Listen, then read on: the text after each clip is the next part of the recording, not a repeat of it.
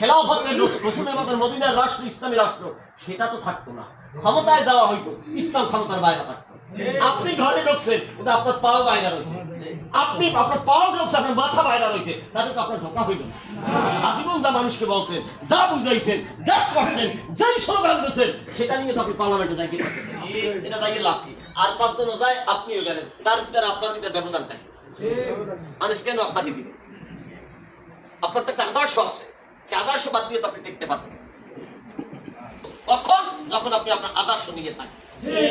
যে আদর্শ নিয়ে যদি পার্লামেন্টে না যাইতে পারেন, ইসলামের কথা না বলতে পারেন, কোরআনের কথা না বলতে পারেন, আপনি পার্লামেন্টে যাই হবে কি? একজন আওয়ামী লীগ, একজন বিএনপি, জাতীয় পার্টি এমপির মধ্যে আপনার মধ্যে পার্থক্য, সেও ইসলামের কথা কয় না, আপনিও কন না।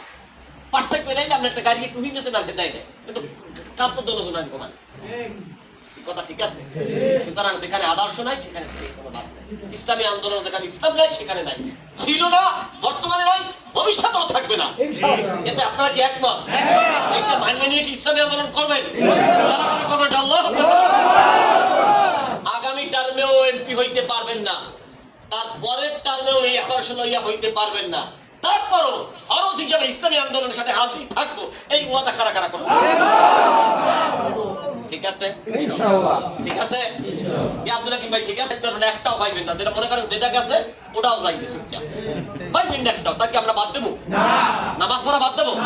রোজা রাখা বাদ দেবো? কোরআনে আইন প্রতিষ্ঠার কথা কি বাদ দেবো? আমাদের মিশন চলবে, চলবে ইনশাআল্লাহ। কারণ কি? ইসলামী আন্দোলন বাংলাদেশকে বসতে হইলে আমি কোরআনে কারিমের একখানা আয়াতের প্রতি আপনাদের দৃষ্টি আকর্ষণ করছি।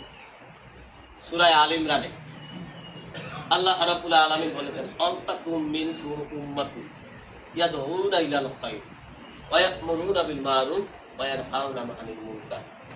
আল্লাহ বলেন অবশ্যই অবশ্যই গোটা মানব মণ্ডলী থেকে, তোমাদের মানব সমাজ থেকে এমন একটা উম্মত, এমন একটা দল থাকা জরুরি। দল থাকুন, যারা আলেম তারা বোঝেন, লাভ তাকে দিয়ে বলছেন অবশ্যই হওয়া দরকার। তোমাদের থেকে উম্মাতুন একটা দল, তাদের কামকে, তাদের কাজ হলো ইয়াদউনা ইলাল খায়র, মানুষকে কল্যাণের দিকে ডাকবে। কোথায় ডাকবে? কল্যাণের দিকে ডাকবে। ওয়া ইয়া'মুরুনা বিল মারুফ, সৎ কাজের আদেশ দেবে, কল্যাণের আদেশ দেবে, ন্যায়ের পথে ডাকবে, ন্যায়ের আদেশ দেবে, ন্যায়ের পথে স্লোগান তুলবে, ন্যায়ের পথে রাজপথে থাকবে, এমন একটা দল থাকা দরকার।